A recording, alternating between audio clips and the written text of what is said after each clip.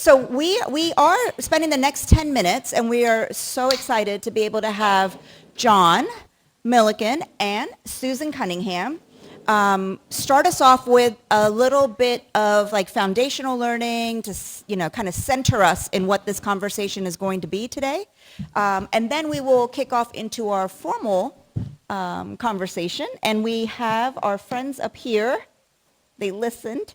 They sat down. We do need one more chair for JD. Yes. So I'm going to hand the mic over to John. Okay. And thank you, everybody. Welcome. And I'll see you in about 10 minutes.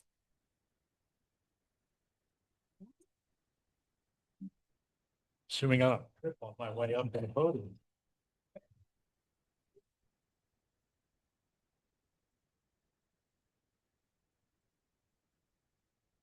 My job is to take you back and try to help you understand what was going on in Arlington and in the environment generally in the 1920s as it might relate to the issue we're talking about tonight. And I get that privilege maybe because I'm the oldest person in the room, but I certainly go back in terms of my own service back into the 1970s. Tonight, though, think back. Think of Arlington in the 1920s.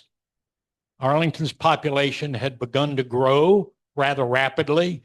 We increased by 40% from 1920 to 1930. And in the 1930s, we doubled.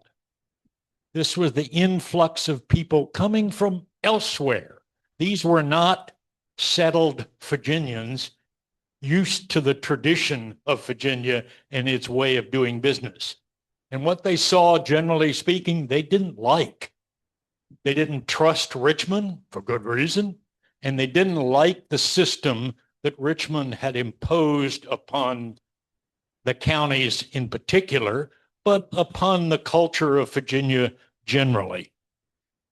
These were people unaccustomed to the way of the Virginia way and not very tolerant of it.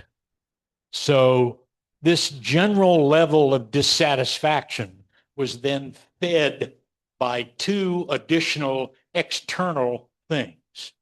The first was annexation. Big chunks of Arlington were being annexed, taken away by Alexandria. We lost most of what we now think of as Potomac Yard. We lost big chunks of Arlandria. We lost pieces of Del Rey that originally would have been part of Alexandria County as opposed to the city.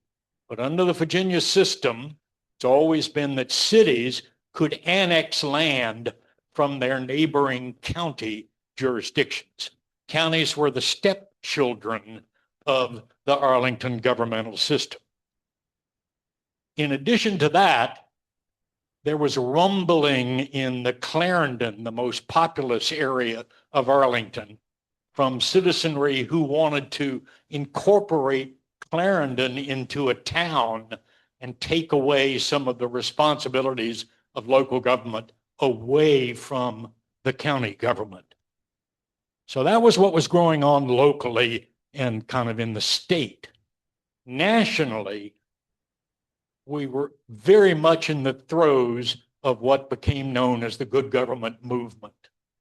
Started in the 1890s among its founders, among the founders of the National Civic League were Teddy Roosevelt, Louis Brandeis, Frederick Law Olmsted, and they were founded, and I'm going to quote now, for the specific purpose to address, quote, incompetence, inefficiency, patronage, and corruption in local governments. That's what it was all about. They created a model charter, and by 1930, 80% of the cities over the size of 10,000 people had adopted that model charter. The idea of professional government separated as much as one can from, certainly from patronage politics, was sweeping the country. Virginia was not immune to that. Virginia cities were able to make those changes. And by 1930, 27 Virginia cities had adopted the model ordinance and become a kind of professional manager run local government. Counties were not allowed under the 1902 Constitution to do that. And it was not until a Harry Byrd initiated a change to the Constitution in 1928 that counties got some flexibility in the form of government that they could adopt.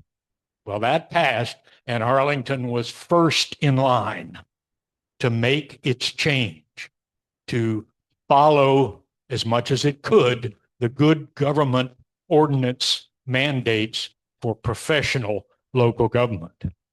Up until that point, Arlington County had been governed by supervisors, 3 of them, each from one of 3 separate magisterial districts. And within those districts, the supervisor was it.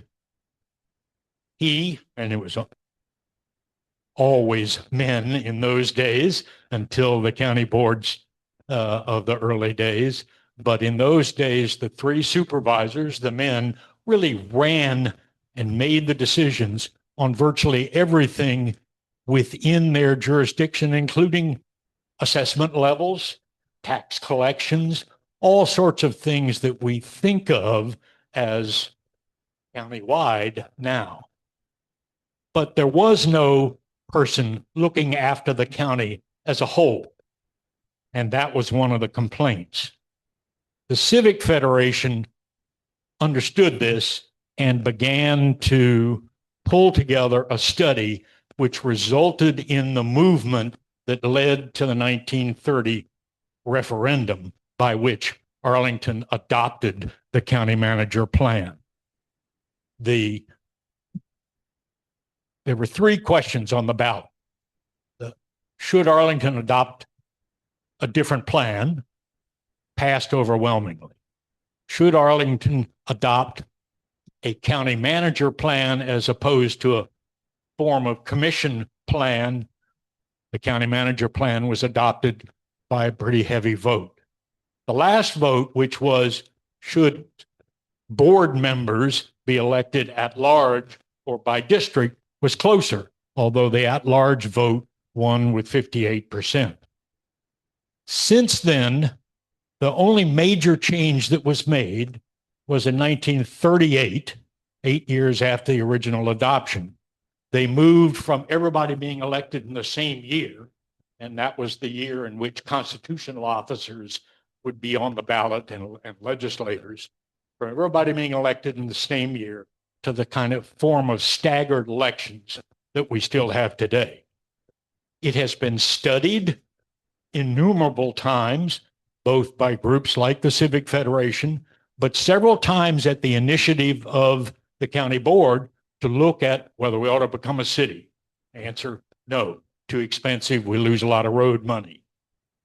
Should we change other aspects of it? And typically the answer has been no, other than changes in the board office, its staffing levels, compensation levels. Those things have been looked at on a pretty regular basis and adjusted on a pretty regular basis. Everything else, including a recommendation at one time to abolish the offices of treasurer and commissioner of the revenue, which actually started its progress in the legislature and was approved by the advisory body to the county board, but turned down by the county board, and that really went nowhere. So that's brought us to where we are today. And Susan Cunningham is going to tell us a little bit about what the county board is asking us to do.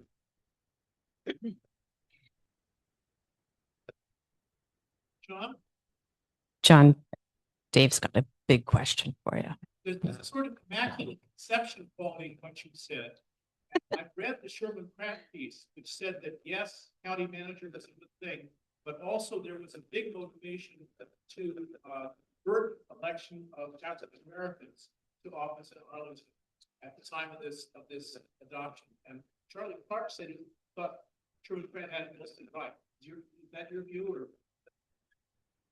It certainly would have been a motivation by some people. Do I think it was the primary mover? No.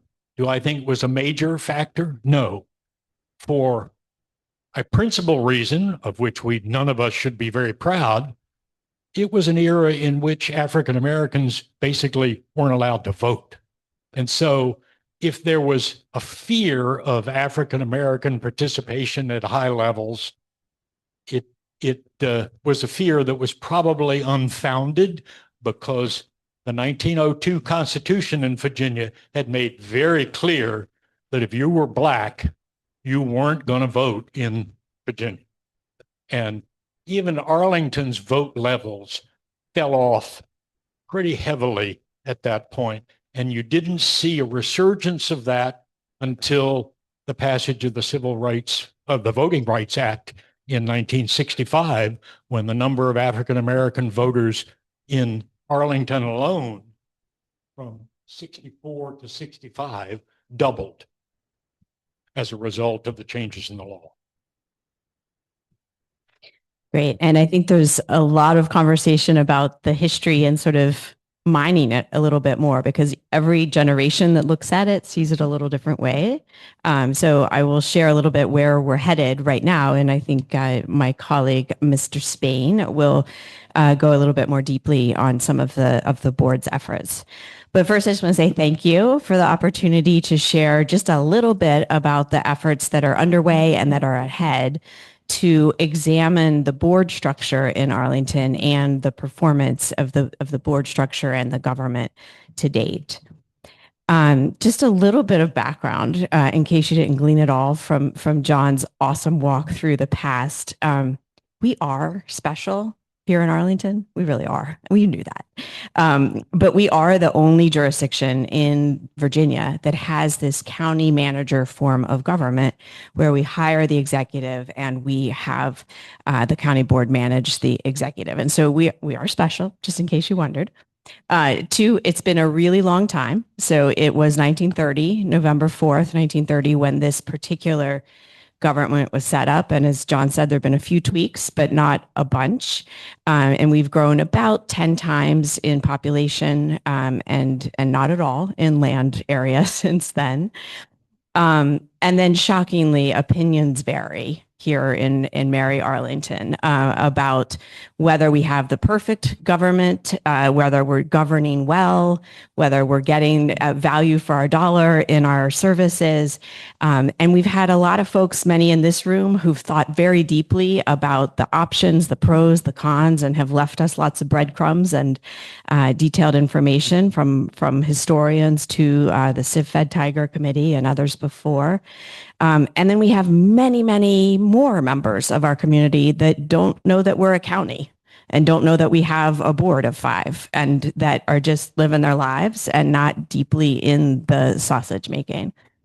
And so I think that part is one that's really motivating to me. Is this is a moment in our world and in our nation and in our local government where we need our population to come to the table and to look each other eye to eye and think about, how do we want to be? How do we want to govern ourselves? What's important about local government, in particular in a time when we don't have as much control of some of our national choices? And that's been a hallmark of Arlington all the way through, though those who were invited to the table were varied across time, and some were disinvited.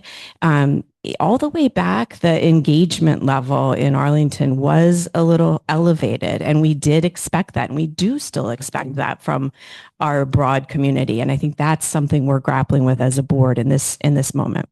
And then finally, I'll just say democracy and good government really do matter to Arlingtonians. Everything from the, back in the day of this good government initiative, which you may not agree with is today's good government version, but that's something we talk about at cocktail parties and in hallways and in schoolyards in Arlington. Not everyone, but it's a little bit more common. And then finally, I just say everyone knows that across the world, across the nation, and here in Arlington too, that the trust in government and the kind of compact with government has been shifting over time. And so while we're still well above average and we have higher satisfaction, or we did last time we checked, we'll see this year if it's still true, it's still the trend gets us as well. And so it's an important time, I think, to kind of hold all of that, hold it together with different perspectives across our community, and to say either affirmatively, we've got it, we're going to keep doing it the way we're doing it, or could we tweak it here, or can we blow it up and make it completely different? And I would say, I don't know yet what the ratio is, but we've got board members and community members who think it's either fine, nothing's broke, don't bother with fixing it, blow it up and start over, or just tweak around the edges and please be a little bit more efficient and get my sidewalks shoveled. So after lots of discussion about that last year, and I think we'll hear about years before as well, in December, with the help of a number of you in the community and a lot of arguments and screaming and conversation, one of my colleagues said, you wanted to see us disagree with each other. And if you watch the November and December meeting, you get a really, really full dose of your board disagreeing with each other. And that's good. And so I would say, like, in December, we agreed to embark on essentially a 6-month effort to look at the board structure and governance, to do it in a methodical way so that we can bring more people along, to have an outside partner look at some of the history with a new lens without necessarily all the old stories exactly from the knee of folks that you've heard in the past. And then to look at the legal structures and opportunities that we have. So we have sort of a ground truth to work from. And so that's all beginning. Board member Spain and I are the lucky, long straw drawers that get to lead us through. There is no foregone conclusion amongst the board writ large as where this will lead. So the goal is to have a conversation, to bring the facts, and to listen to the community so that we can then embark on the next decades with confidence and joy and engagement. So I'll leave it there. And I know you guys have a lot of conversation to come. Let's give a hand to both Susan and to John. So before we begin tonight, I wanted to acknowledge a profound loss that our community has learned of. Yesterday, we learned that we lost the Honorable William T. Newman, Jr., a treasured son of Arlington. Judge Newman helped shape Arlington, the Arlington that we know. He confronted segregation not only with conviction, but with action. He used the law, public service, and the arts to expand access and opportunity. He opened pathways into governance for those long excluded and built institutions that continue to serve this community. As the first African-American elected to the Arlington County Board, the first African-American chair of the county board in the 20th century, former chief judge of Virginia's 17th Judicial Circuit and founder of the Northern Virginia Black Attorneys Association and founder of the Arlington Community Foundation, his impact reaches every corner of this community. We honor him tonight with gratitude and with renewed commitment to the work of building a community worthy of his legacy. Thank you.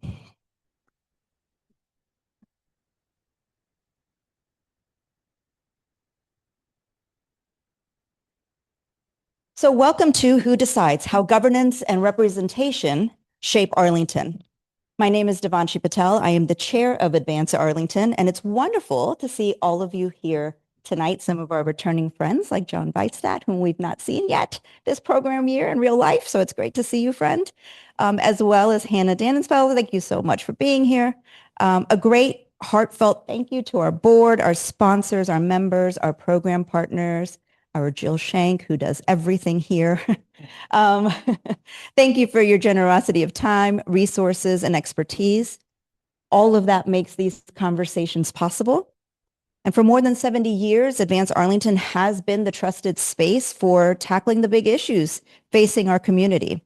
Our guiding principles remain clear: conversation, not confrontation; education, not advocacy; partnership, not partisanship. As Arlington evolves, so do the questions before us, but our North Star remains the same, creating a neutral and trusted space where neighbors can learn, engage, and shape the future together. So last month, we examined right to work and the efforts to repeal it. Tonight, we turn to governance. The county board, as Susan just said to us, has started its formal examination of Arlington's governance structure, and there are many dimensions to that conversation. This evening, we are focusing on one, and that is we are centering tonight's conversation on diversity and representation, and that is a topic that was frequently raised during public comment. We will explore whether potential changes to Arlington's governance structure could address past inequities, the ones that John spoke to us about, as well as Susan, create new challenges, or have limited impact altogether. Our goal is not to advocate for a particular outcome, but to better understand the trade-offs, the implications of trust and inclusion, and what representation truly means in practice. To guide this discussion, we have intentionally selected a balanced panel. You'll hear from the leaders who view structural change as a potential tool for equity, from those who bring a more cautious perspective, and from individuals with research, legal, and direct governance experience. Your questions and your reflections, as always, are welcome here. This is a shared learning experience. So on behalf of the board of Advance Arlington, it's my pleasure to introduce our distinguished panel. I'm going to start from that end and move on down. We have County Board Member Julius D. Spain Sr.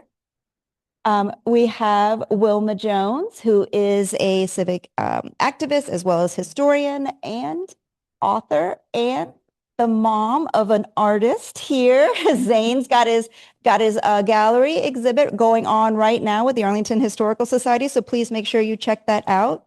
And a daughter of Arlington. We have John Milliken, former county board member and senior fellow at Schar School of Policy. Christian Dorsey, former county board member and policy and communications consultant. And Katie Crystal, Tyson's CEO of Tyson's Community Alliance and former county board chair. Please welcome me in joining them. No, please join me in welcoming them. I held it together in the beginning, so now here we go. All right, so we are going to get started, and here we go. You guys ready? You ready? Yeah, okay, me too. For over 5 years, Arlington residents and civic organizations have been examining whether our current governance structure serves all residents fairly. The Civic Federation's 2023 report identified Arlington's small at-large boards and other election-related features as shaping who has access, influence, and representation in local decision-making. Tonight's conversation focuses on how the current system works, where it falls short, and what questions must be answered before any changes are considered. So we are going to start off with Wilma, because I know you had your hand up when that conversation went on with Dave and John. Historically, Wilma, what problems was Arlington's form of government designed to solve? That's saying it interestingly, and particularly around participation, efficiency, and representation. Thank you, Devanshi. I write a column on Substack that's called Arlington History from the Black Side. And right now, John, I want to give the Black side of the history because the decisions that were made about this governance happened because in 1931, 5 Black people ran for office. George Volland from Queen City ran for sheriff.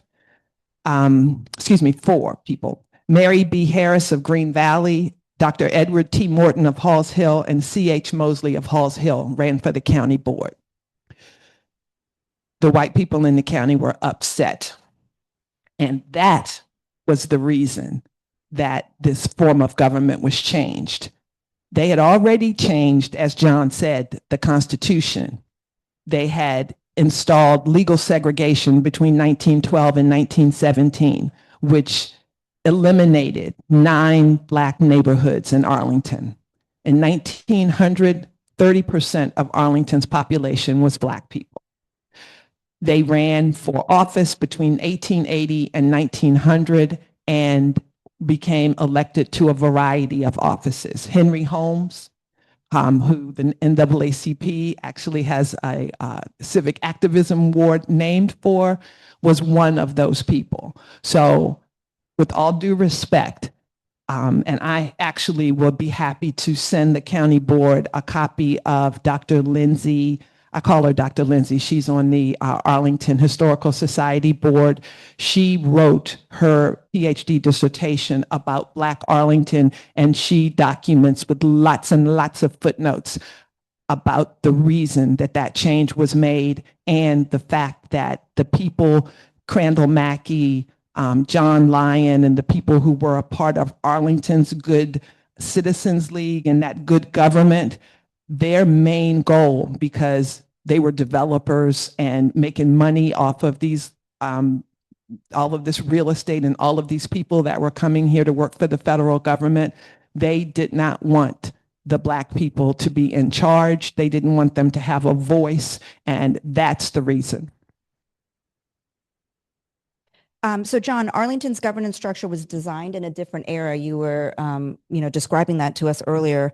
How have changes in population density, desegregation policies, the ones that, Wilma has elevated just now and more, and demographic shifts affected how this structure functions today? Well, I'd say that what I think of as the two driving principles of the changes in 1930 remain guiding principles today: a professional public service and a focus, or at least some focus, on countywide needs. In those days, it was roads and sewer and water, but countywide needs remain a principal goal of the county board. Two major things have changed for sure. With the exploding population, both daytime and nighttime population in Arlington, the job of the county board and a county board member has become increasingly complex. You've just got a much greater variety of things that need to be addressed by individual county board members, and today's communication systems focus on county board members as the visible part of Arlington government. The county board has become perhaps much more than the original folks ever could have envisioned, has become much more prominent in the eyes of those who need something than the county manager. Had you asked the person on the street in 1950, who's in charge in Arlington? He or she, if they knew it all, would have said Bert Johnson or whoever was then the county manager, Al Lundberg. Today, if they know it all, they probably would maybe pluck the name of the county board chairman. So the relative roles of manager and board as a collective have dramatically changed. Katie, Arlington governs with the county board governs a diverse and growing community through a small at-large county board, 5. From a governance perspective, where does this structure work well? Where does it struggle to reflect the full range of community voices? Well, I did a little bit. Let me first say thank you, Devanshi, Jill, for coordinating, for having us. Thank you all for spending your Wednesday evening with us when you could be somewhere else talking about this fascinating topic. I know. Delighted to be here with you all. I was looking back at the sort of last decade or so of board members that we've had compared to the statistics. If you all have not spent time with the population analysis that our Department of Planning does, I would highly recommend it. It's fascinating insight into who Arlington is comprised of. And broadly speaking, sort of looking at how our county board over the last decade or so has reflected the population of Arlington County. There are some areas where I think we've done, a pretty decent job. Generally speaking, right, the demographic breakdown, there's been a pretty good mix generationally of boomers, Gen X, a couple of millennials. We're about 9% foreign born in a county that's 21%, so that's a little lacking. 20% people of color in a county that's 1/3 people of color. I think where we're doing spectacularly poorly, representing Arlington as a whole, is that in a county that is 57% living in non-family households, we've only had one member of the county board, maybe one and a half, one member at times living in a non-family household. And we've only, to my knowledge, had one renter, not only just in the last decade, but in the history of the county board, in a county that is 58% renters. So I think we certainly have a problem with the representing the rich diversity of the county. We've had a real problem with representing the 15% of this county that is Latino. But I think by far our biggest problem is representing the significant majority of this county that is renter. And I think we can have an opportunity to talk about that a little bit later. My greatest concern about switching from in particular, an at-large to a district system is the significant body of research that indicates the impact that has had in many communities that have taken that on. And what that does to the production of housing, which, spoiler alert, and we can talk about this later, significant decline, really not in the interest of renters. And so when we talk about representing the interest of renters in this community, that's a really significant concern for me. They have not seen themselves reflected in this county board. And I'm part of that problem. I had just purchased my first home when I ran for county board. And I think that would have been a significant hurdle in making that campaign had I not been able to put homeowner on my campaign literature. So I think that's an area the board has really fallen short. I'll say kind of as maybe a broader point, I don't necessarily like bean counting as a way of thinking about diversity and inclusion. I think it is very possible for this community to be represented in its fullness and in its diversity by people who don't necessarily embody all of their characteristics. I'll say, for example, one of the things that's really interesting, this county is about 5% veterans. Thanks to board member Spain, they now have representation on the board, but they didn't for the previous decade. But I know a lot of board members have cared very much about veterans issues, for example. And I think there are many ways in which that's board members have sought to represent the fullness of the community, even if they didn't embody that identity. And there are ways through commission service, through service in bodies like Advance Arlington, civic associations, and the many other rich ways to participate in Arlington, we can seek to, again, elevate the fullness of the community in all kinds of leadership roles, and bring different community voices to the table in our public conversation. But at the end of the day, I do think, and to John's point about people are looking to the county board now as a mirror, as a reflection of the leadership, of the diversity of the county, that it is appropriate to say, how is the county being reflected? And so again, I do turn to the fact that, the underrepresentation of renters, the underrepresentation of the way people are living their lives, increasingly a strong majority in non-family households, the fact that that's really been missing on our county board is something we should be attuned to. Thank you. JD, what problem, Susan led us off, but I would love to hear from you about the problem the county is trying to understand through its current exploration of board structure and performance. Well, thank you. And it is a pleasure to be here with Advance Arlington. And thank you also for us pausing for a minute to recognize the Honorable William Bill Newman, who passed a few days ago. I know that it was because of individuals like himself, Christian Dorsey, Charles Monroe, laid a really strong foundation for an individual like myself to be here today. But to your question, which I've heard in many ways kind of brought to me and others, I think the question becomes, are we reached our full potential as a county, right?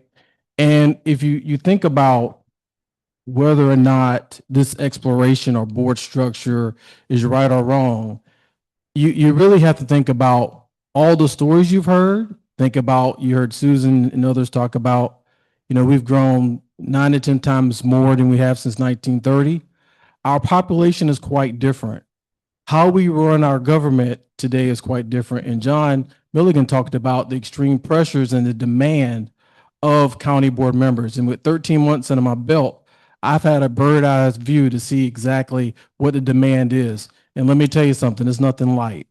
That said, those what I just said doesn't necessarily mean why we should have an examination.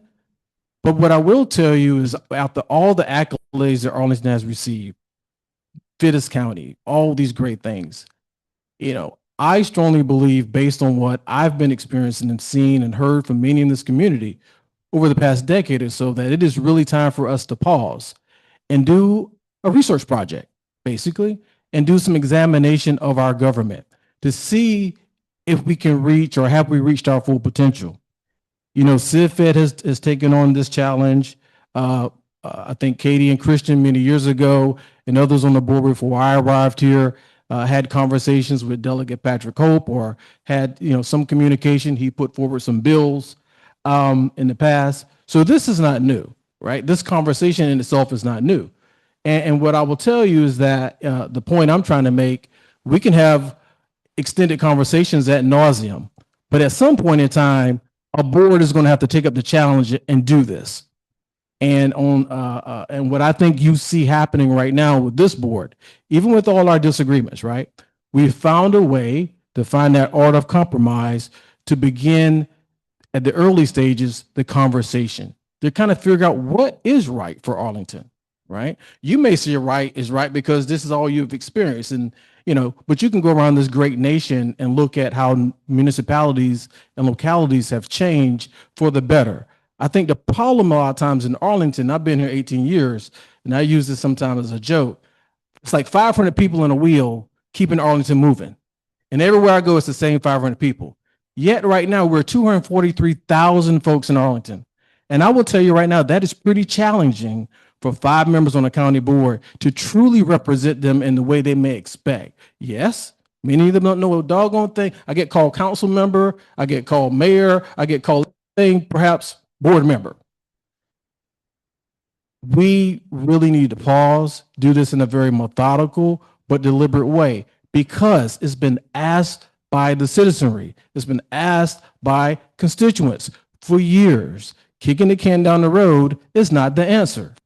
And, you know, so I think we will find out over the next couple of months through research. We've spoken with our county attorney. We have spoken with the elections department. We're speaking with the schools. We're going to bring everyone on this ride, right? There's no predetermined decisions. And so when we get to July, the county board will review and give a recommendation. But I think it's important for us not to get caught up into what problem are we trying to solve. Arlington is one of the best places to live, y'all. But the question becomes the art of the possible. Have we reached our full potential? And I will say we have not. Thank you. Thank you. Christian, there are concerns that Arlington's current structure affects who runs, who wins, and who has influence. Based on your experience, what barriers, formal or informal, exist for people from communities that historically have had less access and representation? Katie, you know, kind of talked to us about some of that, but love to hear your thoughts. No, thank you, Devanshi, and good to be with all of you on the panel and to be with all of you in the room. You know, before I get to Arlington specific barriers, let's just acknowledge the barriers that face underrepresented groups in running for and serving in public office generally. You know, you have the existential issues that face underrepresented groups, the very fact that they're underrepresented, which means they're not the norm, which means people in the community don't see those people as leadership potential automatically. They overlook them. They may not recognize their talents or their capacity to serve. And that's something that not only exists on the part of people who may be voters, it also exists on people themselves who may seek office. They don't see themselves as leaders because they don't see other people like them. Once we get from that existential level, you get to the systemic issues. Credentialism.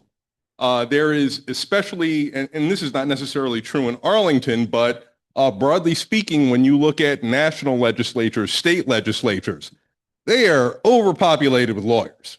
No offense, John. And so the notion of having an advanced degree, a law degree, being the sort of norm that people associate with the people who make decisions in legislatures and policy rooms will very much impact downstream what we see happening in our schools with people of color, particularly people who are the children of foreign-born parents, being able to matriculate through school to get those degrees. So credentialism becomes a systemic issue. And that's not to speak anything of the typical racial, gender, and ethnic bias that exists in society.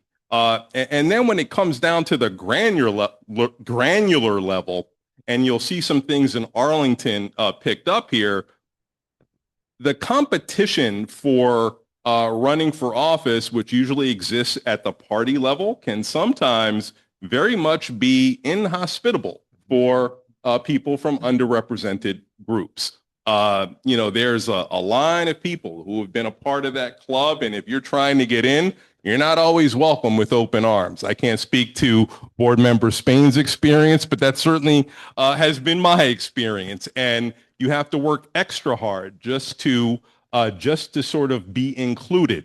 Then there is the whole idea of needing to commit resources to campaigning, which will certainly disadvantage people who can't afford to take the time off of work to fundraise extensively, who don't have the personal wealth that allows them to substitute that time for the resources that they may have.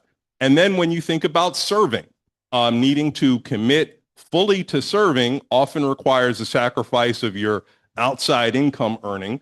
And for years, before some actions that were taken relatively recently, there was not a livable wage paid for people who were actually elected to serve. And so Arlington didn't necessarily have all of those barriers, but it had some. And there have been some movement in the last few years to reduce some of those barriers, whether it be through the adoption of ranked choice voting, which does provide a lower barrier to entry, the increasing of board member salaries, which is made less stark the issue of people who have means and people who don't. But the barriers are real. But I'll just say as another note, underrepresented groups, because of the fact that they are underrepresented, are used to having barriers. And I don't mean to say that to suggest that they don't matter. They absolutely do. We should look to reduce barriers wherever we can. But the whole point is not to make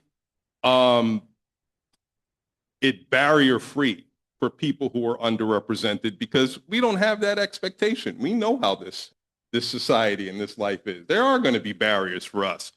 But the job is to make sure that those barriers are not ones that are impossible to overcome. People need a shot.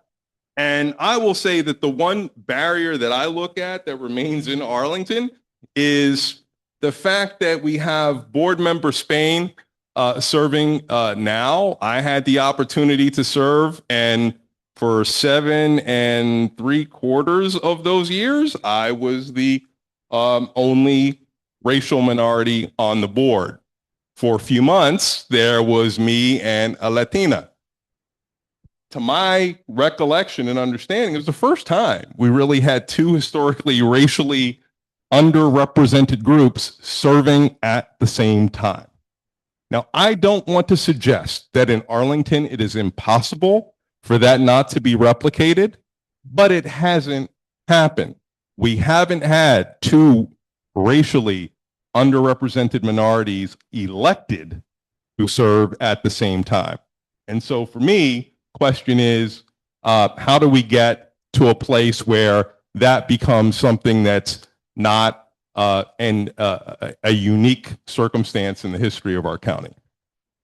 Thank you. And for everybody who just paused when he said that, last February, this conversation also came up, and Christian really did a marvelous job along with his colleagues in our February conversation, which is available on our website. If you've not already clicked on it from our newsletter, I do recommend that you revisit, if you were here with us last February, but visit it at this point and better understand some of these barriers that do exist. John, I'm going to turn to you really quickly.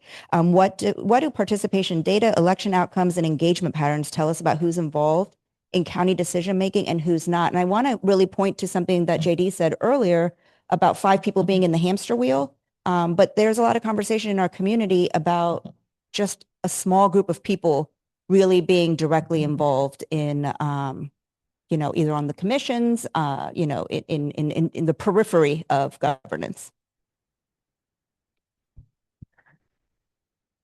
I'll pick up a little bit on something that Christian just said. Civic activity, whether you're an elected official or a member of the citizenry, is an exhausting and time-consuming job. And unfortunately, for lots of people, that is a genuine barrier. If you aspire to be on a commission in Arlington and you've got credentials or you've a passion or whatever causes you to want to be on it, the fact that that commission may take up 2 nights a week is itself a barrier to lots and lots of people. And that's something we ought to look at again, because you do end up with a fairly small group. I don't know whether it's 50 or 500 or whatever the right number is, but it is a fairly small group whose personal circumstances are such that they have the time and other resources in order to be civically active. You know, we talk a lot, and it's ballyhooed and booed about the Arlington Way. Well, the Arlington Way is clear your plate, friend, because this is going to take most of the time and effort that you have to give. So that's a direct answer to your question. All of the effort you have to give. The question that you posed was, what do I see in the data of election returns and participation levels and all those sorts of things in the sweep of years since the changes were put in 1930? Well, first of all, you take it in big blocks of time. 1930 was still deep into the Jim Crow era. So levels of political participation were low. And in fact, the Byrd machine encouraged and passed laws and had systems for keeping them low. That really didn't pass until the civil rights movement, beginning in the 1950s, but accelerating in the 60s and into the 70s, when levels of voter participation grew. That's one chunk of time. And the focus was on registering voters and getting them to the polls, because people were willing, but they had to cross those barriers in order to get there. More recently, it's been not so much, you still try to register new arrivals and new people, but the focus is getting levels of actual voting up. And, you know, perhaps because of the unwanted circumstance of COVID, we've had some success with that, with the coming on of mail-in voting and early voting, and Arlington's been in the forefront of that. Our levels of participation generally have gone up considerably, using the measuring stick of what percentage of the eligible population is actually participating in the ballot box. And interestingly, the presidential level, which is always the highest out of the 4-year cycle, and the gubernatorial level, which is the next highest, have fluctuated a little bit in the last 20 or 25 years, but have stayed relatively high. The big change has been more recent in the levels of participation in what has always historically been the lowest of the cycle, the year in which the only thing on the ballot are local offices and some legislators. That has grown and gone up dramatically in the last couple of cycles. Not quite sure I know why. I can speculate a little bit, but if that, well, I think that's probably right. Certainly the candidates deserve a big chunk of that, but those are very good measures of level of interest and willingness to participate. Numbers growth in the range of 40% over what it, say, was 2 or 3 cycles ago. And this is relatively new, and I don't know quite why, but it's a good thing, and whatever is causing it, we ought to do more of it. JD, I think the common concern that's reflected amongst people who are turning out to vote is that the number of overall voters, even if it's gone up, is still very low in a place even like Arlington, which we, we boast about how educated we are and how civically engaged. So to what extent does the voter turnout gap reflect individual choice, and to what extent does it point to structural barriers built into how the system operates? Well, thank you for the question. There's always a element of individual choice. But I also want to mention, kind of tag on to what John was just talking about. In local government, I strongly believe that we have to do a better job by teaching and empowering our citizens to be involved. It's basic civics 101. Goes back to something I said earlier about the number of folks here who really don't have that level of understanding that you would expect about government. That is a bit scary. And for me, in this moment of time in our history, when our structures are under attack, what better time to do an evaluation and look at if you're right size and you're ready to fight back in so many different ways, not just from a public safety lens, but also structurally at the local level. Because what you're seeing is the last people that's going to save you is perhaps the local level, the local government. But to structural barriers, I do have some notes here. I want to kind of give folks a bit of a refresher, not to go into too many details about what Christian talked about the sheer number, only 4 African Americans and 1 Latino male being elected to the county board since 1930. That's something to think about.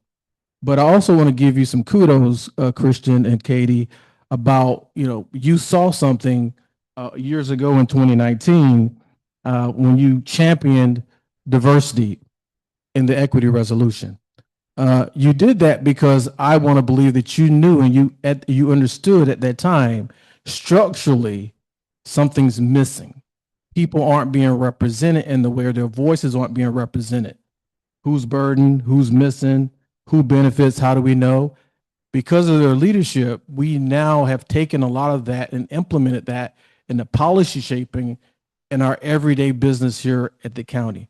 So we kind of understood structurally, right? At least former board members knew that we had a problem with diversity. Also think about places like Queen City, where last year the county board put forward a resolution basically laying out the strife of what happened in Queen City when 900 and some African-American families were displaced because of the Pentagon being built. You cannot tell me that at that time, and that happened in around 1942, that level of displacement of people in a locale directly affects and influences how they view their government. It may have been federal, but what we talked about in the resolution was that Arlington should have done more, right? And so lastly, I would say, and this is contentious, and I know we're not here to talk about it, but I'm gonna give all credit to Katie and Crystal again. Katie and Christian again. I keep saying Crystal. I get it all messed up here. Think about whichever way you think about housing, you think about it. Exclusionary zoning in and of itself, the root of that, why that occurred, covenants, lay it all out. And we're not here to talk about it. But part of the issues we're trying to resolve, even with housing, is removing those barriers. And exclusionary zoning, frankly, right, isolated and put people of color, marginalized folks in certain groups within our community. Talking about structural barriers, that's one of them. And I appreciate the level of vision to kind of move the needle a little bit as we look at different ways to build out housing in Arlington through expanded housing options. So again, there's a lot of structural issues that have occurred over time. And I think that also correlates to why people feel disengaged, because they see no hope in their local government about how they were treated. So it's now time for us to step up and say, you know what, 243,000 people in Arlington, we're here. We're here for you. We want you involved. Come join us. It shouldn't be the same people because I know Wilmar and I know John, or I know, and I can get on a commission because I got a good resume. We have to do a better job because those commissions are not reflective, quite honestly, I will tell you, of our community. All right. So structural barriers are right there in front of us. We have a lot of work to do. Thanks. I'm going to move on to, I'm going to ask that responses be kept shorter. No, just because, yeah, I am going to blame it on John, actually. No, just kind of quickly because, and I am going to ask our friends here because as of late, we have been going a little overtime. So I hope you will stay because I hope the conversation is invigorating and we have a lot to discuss. So Wilma, just really quickly, what does equitable representation in Arlington really mean? Well, I think Katie picked up on a couple of things that I wanted to make sure were spoken tonight. And one of them is about the fact that our renters are not well represented at all. I think that just honestly, I think that the way that a lot of people in this county are represented is very unfair. I think that there are a lot of barriers, and I do think, Christian, that we should try to I know that that's a, as my father would say, a long pole, but I think it's one that we should at least try to achieve. But in addition to people of color, in addition to the fact that, and I don't know if this is PC, but we've never had a lot of county board members south of Route 50. I live north of Route 50, but we haven't had a lot. Okay. And if I had known that everybody was going to do the stats on that, I would have pulled that stat because the people in South Arlington are not well represented on our board. And I think that, I mean, the Civic Federation, you know, that this is one of the few things that I agree on them with. And when people talk about the Civic Federation and how they were supportive of the changes that were made, I do want to point out that the Civic Federation didn't let Green Valley Civic Association or the John M. Langston Citizens Association join that group until 1946. So, you know, racism and segregation and all of that was a part of life in Virginia. And that's what happened when these changes were made. And if for that reason alone, and the fact that renters, people in South Arlington, people of color, people who work for the federal government, many of whom are brilliant and would really be able to add a lot to the county board because of Hatch Act, are not able to, I think that those are things that make it worth taking a look at. And I applaud the board because I know that there are a lot of people who were not happy that looking at this is what's happening now.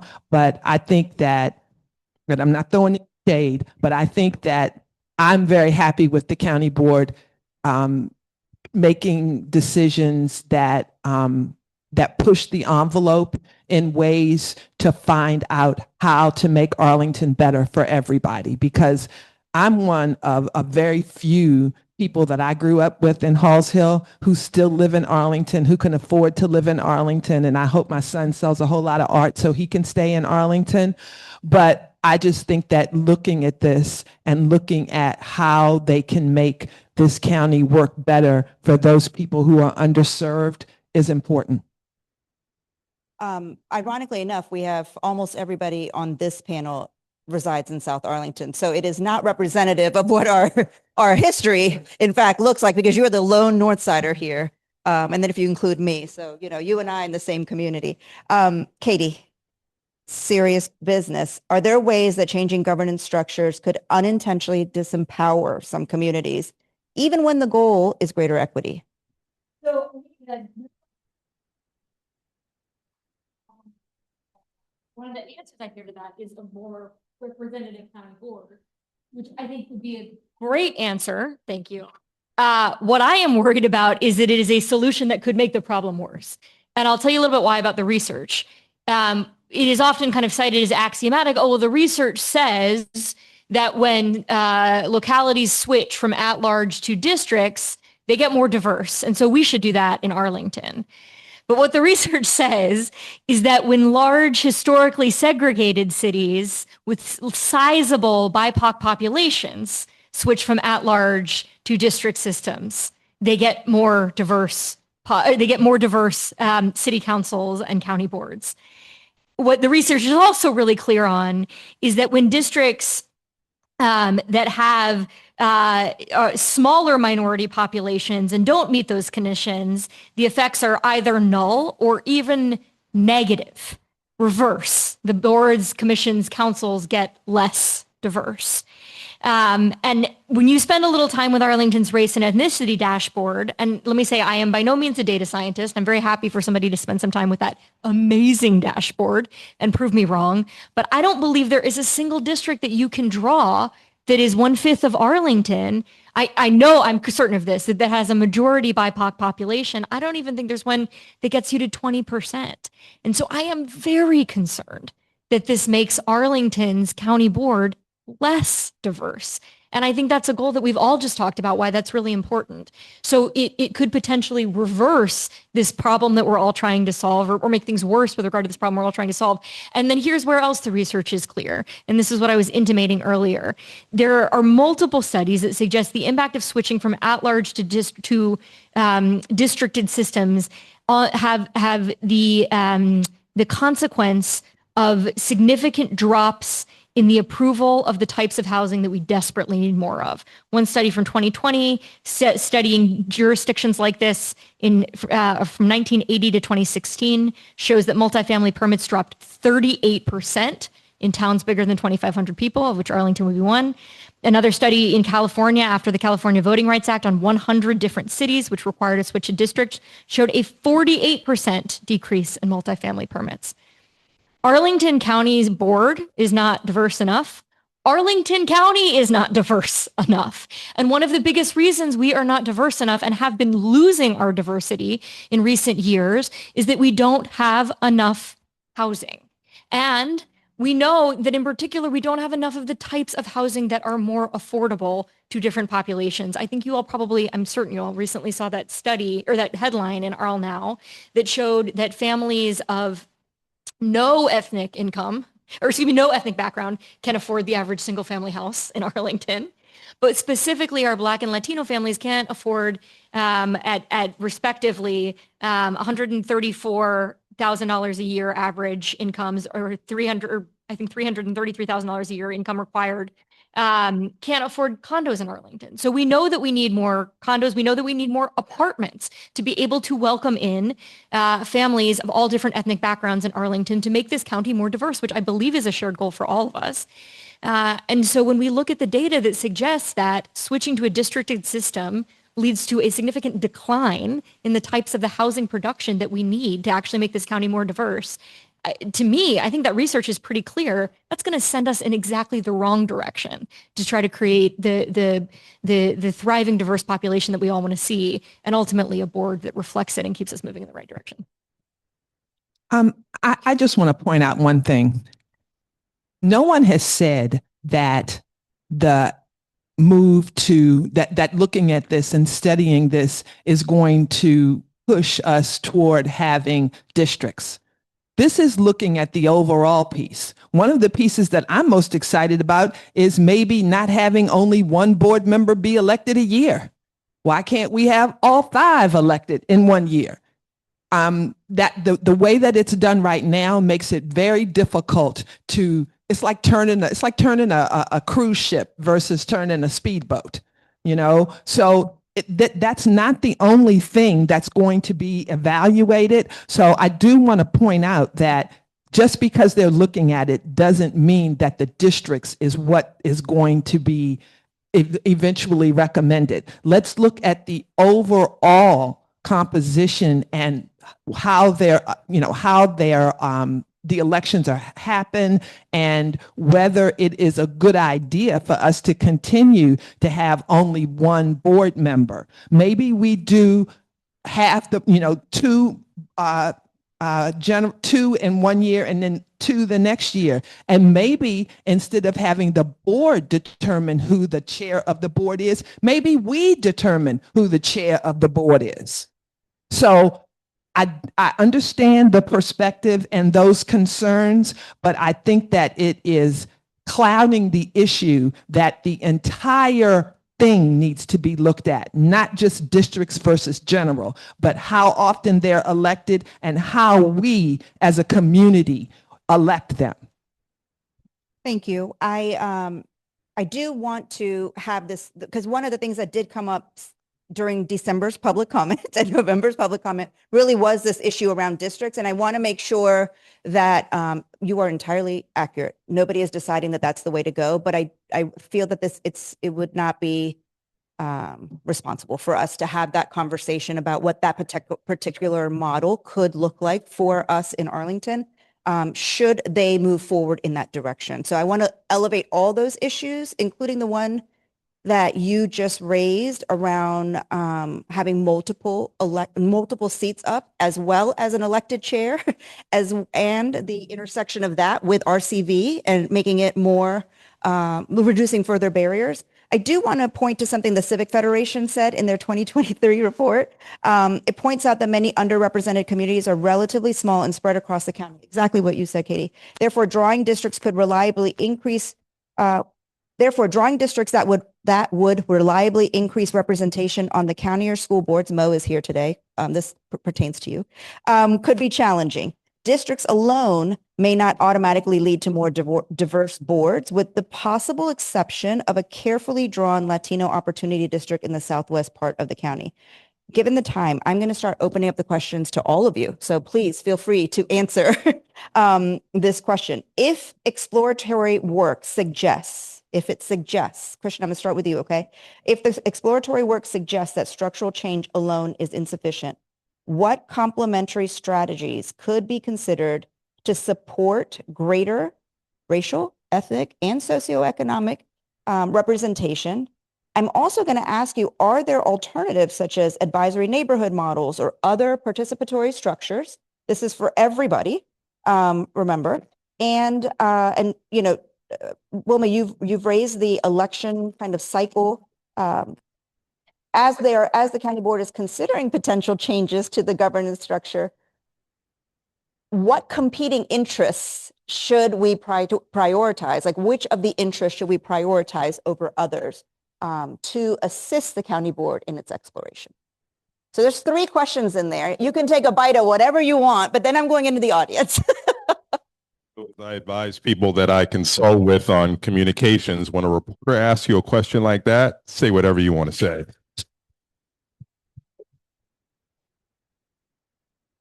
So with that, I'll try to be brief on this. You know, I think I associate myself with the camp of people who want to hear problems discreetly articulated that we're trying to solve and improve on, because without that, it's really tough to figure out how you evaluate whatever changes or improvements that you would seek to make. As Wilma alluded to, as Devanshi alluded to, there's so many layers and interactions to potential governance reform. Without an understanding of what you're actually looking to do, how in the world do you know how to layer them all together and how to evaluate their effectiveness? And also, when it comes to this issue of representation, I think it's important to actually get a little bit more granular with that word, whether it's equity, diversity, or whatever. Are you talking simply about descriptive representation? Do you have veterans? Do you have racial and ethnic minorities, renters, women, people with disabilities, veterans? Are you talking about that, or are you talking about substantive policy outcomes that improve the lives for marginalized and underrepresented groups? Or is it some combination of the two? And, you know, to not bury the lead, I think that having substantive policy that improves outcomes is the most important thing. Yes, I do want to see a board and a clerk of the court and a county manager and a sheriff and all of the other elected officials and appointed officials in our county reflect what our community looks like, but I also want them to deliver policy-wise and leadership-wise in a way that improves opportunities for everyone. And when I think about it through that lens, the most significant reform for governance, in my opinion, actually doesn't even take place within our 26 miles.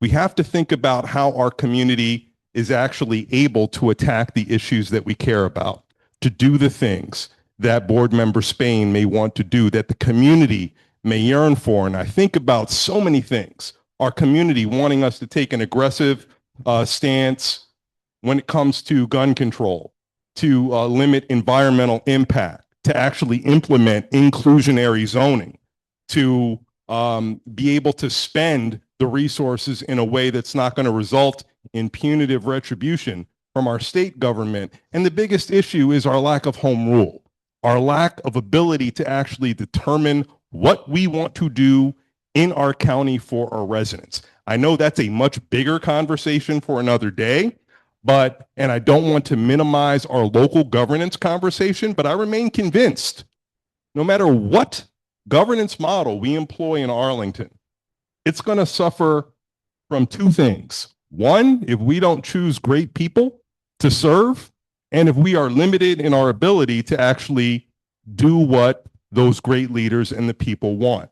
And neither one of those things can be addressed solely by whatever efforts we do beginning in this room and throughout the board's process, because we do have that very rigid limitation. Talk about a barrier that is rigid. It is the inability of Arlington or any other Virginia locality to actually exercise the true spirit of what most of us believe democracy to be, and that is localized home rule. And so I'll leave it there and we can get into other stuff. So I guess these will be my concluding remarks, right, Devanshi, because the hour is late. Let me just be clear. There is no predetermined outcome from the board, okay?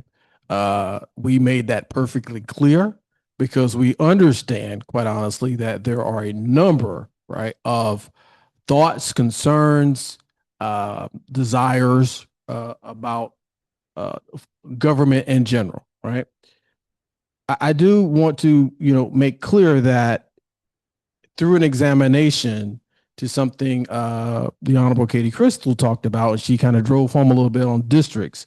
I want to echo a little bit about what Wilma said. We can look at a myriad of models, right, as it comes to government. You can do hybrid, right? You can do away, don't do districts at all, right? I think we have to be very careful before we go down this rabbit hole using any type of statistical analysis without first having a very focused but deliberate conversation with some research and hear from our community. Because what happened in Portland when they changed their form of government, and it took about 2 to 3 years, they changed it for a number of reasons, but that's the way the community wanted to go. And I think in this endeavor, what I would like to see, I want to see robust engagement, but also to what Christian said, which is definitely we need to lay out at a foundation, like what is it that we're trying to solve so people can comprehend it. And that's why we're taking the time right now to bring in some research partners, because we want to remove all levels of bias or perceived bias from this conversation. So we're bringing some independent thought leaders that kind of help guide us, perhaps work out a scope. But at the end of the day, we know there's a demand signal there. And it goes back to what I said earlier. People have been asking for us to do this for years. This is not brand new. The time to act is now, I believe. We can easily kick this down the road and say, you know what? We got a lot going on in the federal government, blah, blah, it goes on and on. I don't believe that's the Arlington that I live in. I believe we step up the challenges and we can do this. We still need to take on the challenges with housing. And many of you know I'm a strong housing advocate. And I agree wholeheartedly. We need different types of housing all across Arlington built, because I have a 33-year-old, it's not about me, a 31-year-old, and a 26-year-old. All of them came to Arlington at Yay High. You think any of them can live here now and even rent? No. Why? It's not simply because the rent is also too high. The wages in the workforce aren't keeping up. right? So there's a combination of a lot of things going on, and there's no really one size fits all. So we got to look at this broadly, but also strategically and with large scale community buy-in, I would say. And I also, as I close, I want to thank, if you don't mind, give my colleague in the county board, Susan Cunningham, for working with us on this. We're going to work this together in peace, in a very peaceful and harmonic way. And I just thank you all for being here, and thank you for the invitation, Devanchi and Advance Arlington.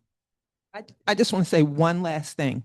Everybody's talking about the districts and how they would be, I'm not going to say gerrymandered, but how they would be coordinated. And I do want to say that just like Black people have voted for white people for many, many years, white people do vote for people of color and Black people. So I think we want to have, yeah, but I'm just saying, I don't think that we need to have to specifically make sure we include certain community kind of things, because I am of the opinion that Arlingtonians are going to vote for the person who they feel is best going to help them live a better life in Arlington, regardless of what they look like or who they are or how they speak. I have that much faith in my fellow constituents. I just want to say in conclusion here because I'm not sure we necessarily touched on the big picture issue, right? This sort of call the question. One of the things I often say to folks in my time out of office is how much I love being an Arlingtonian. It's not enough because we're just an Arlingtonian. But I will say, from my perspective, as just an Arlingtonian, I am watching my county board stare down the barrel of a $35 to $45 million budget deficit.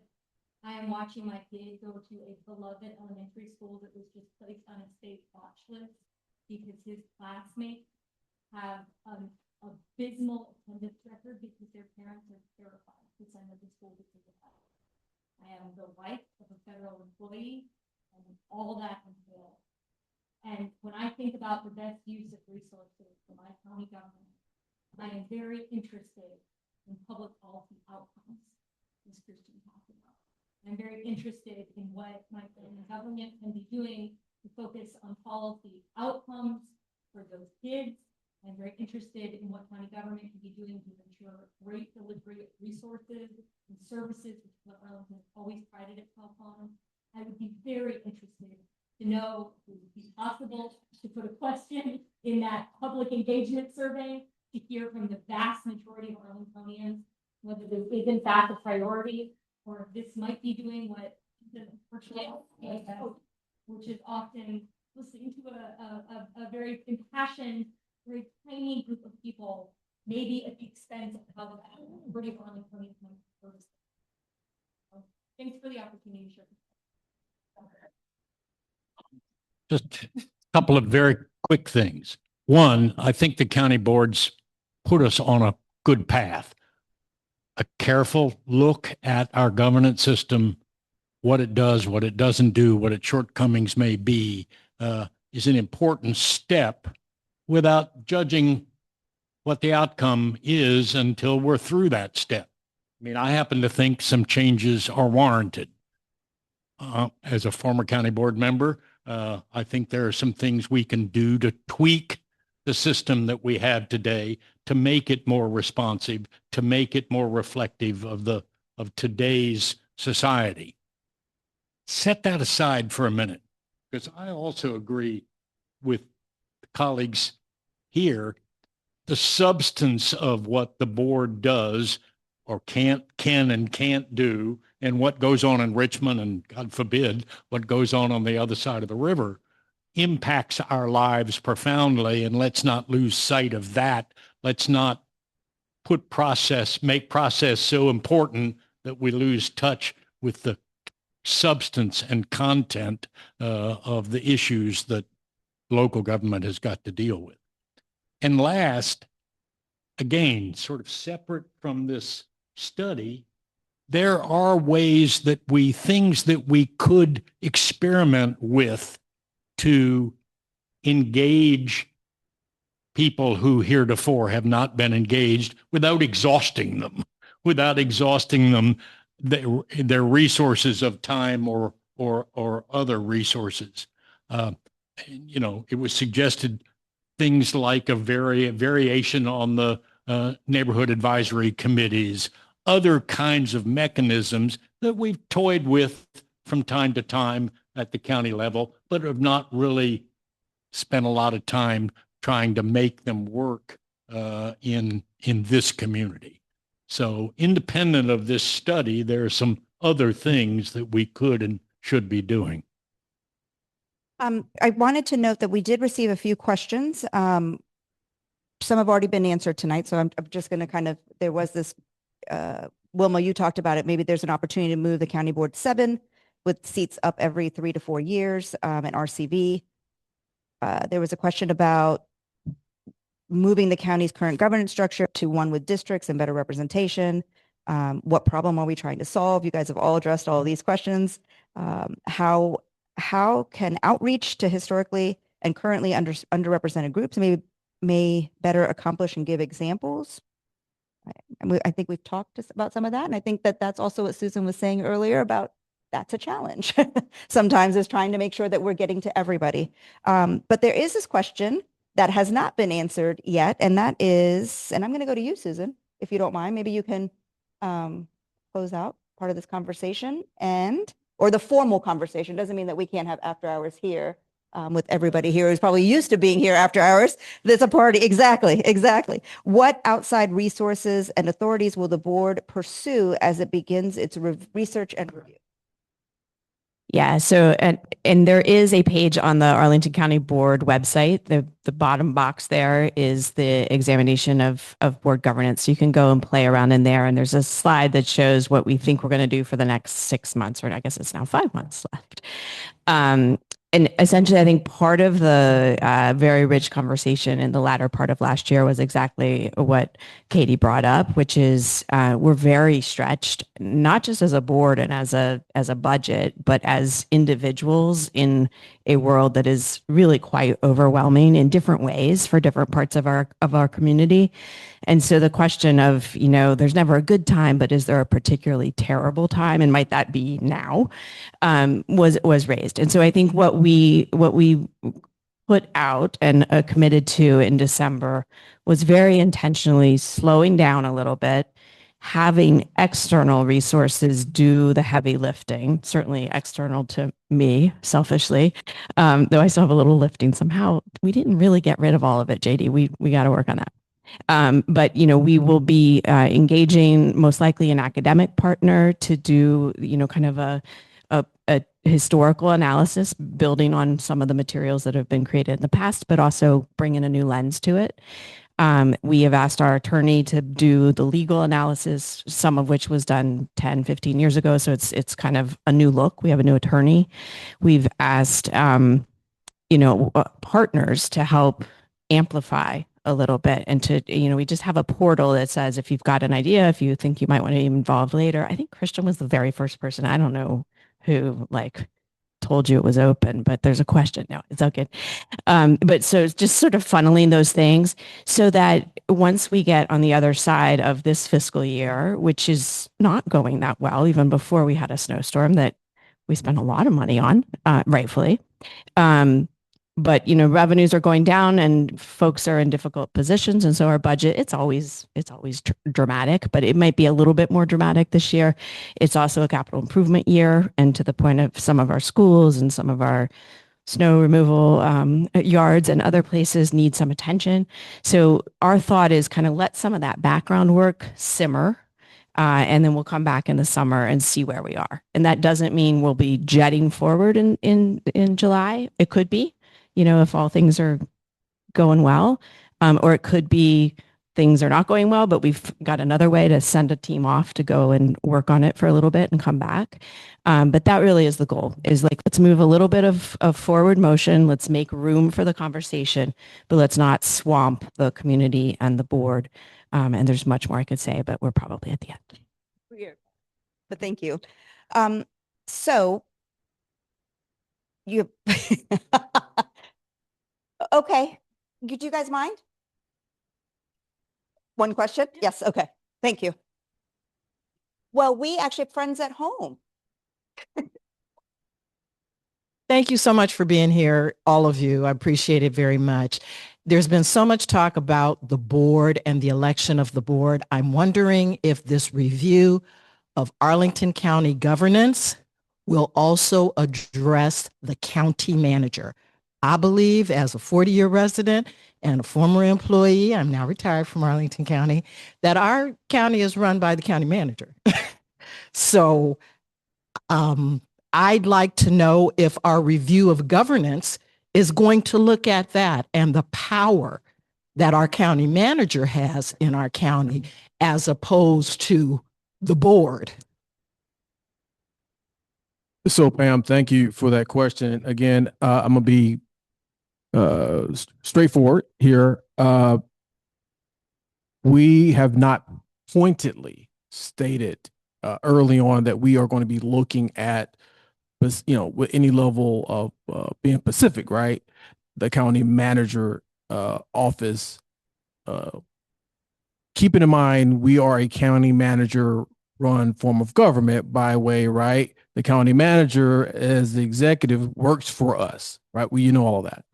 So, let's say play this out. If there is a commission down the road, and as we're examining all the levers of our government, I'm not going to rule anything out right now, but it's quite possible, right? I think right now that's why some of the research and then some of the input we're receiving, like hearing from you tonight, we've also heard that same question from others in the community. So the possibilities perhaps are somewhat endless. But let's see, your question is well suited for this moment. And let's see what happens down the road. Not going to rule anything out. Okay. Susan, you want to say anything on that? I'm sorry. Oh, John's here. My answer to your question would be yes, because I don't think you can tinker very much with the county board composition, particularly if one of your tinkerings creates a different kind of board chair. You have inevitably raised further the question of the balance of who has the executive power in the county. Right now it is shared, and that sharing has shifted more toward the county board as the visibility of county board has grown over the years than it was back in the 40s and 50s and even into the 60s, when, as I said, if you were to ask somebody who was in charge, if they knew the name of the county manager, that's who they would have said, not the county board. County board in those days was a legislative body. It is now a hybrid executive and legislative body, the collective county board. If you've got a chairman, that accelerates that process even further, for good or ill, and that's what should get debated. Just to also mention, though, Pamela, I think what John just talked about is certainly true from my experience, but from your experience as a county employee, no, it's the county manager who runs the show.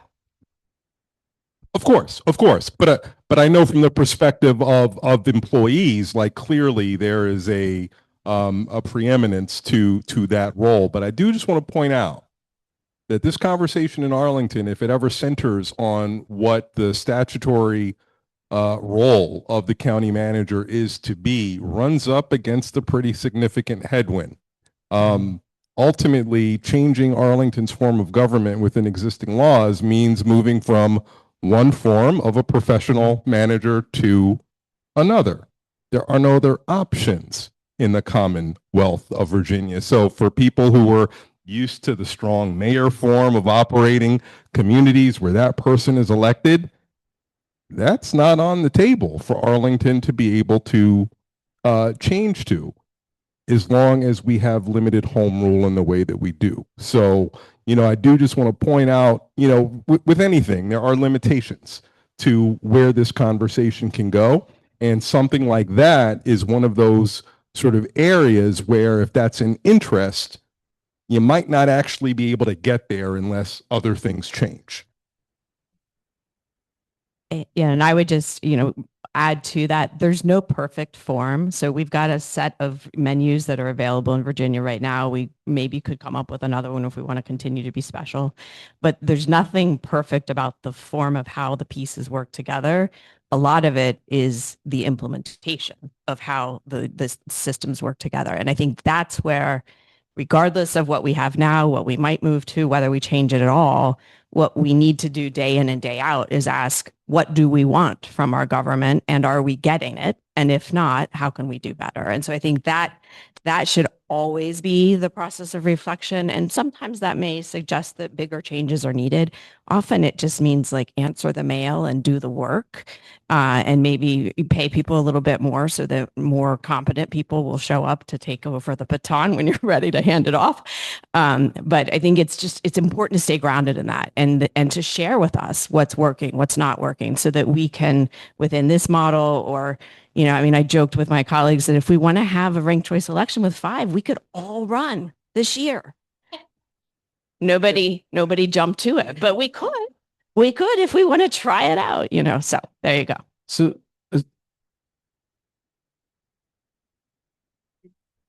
No, but we all pump it in 1 year. Devanchi, can I add something to the comment? So I'm just speaking again from 13 months on the job.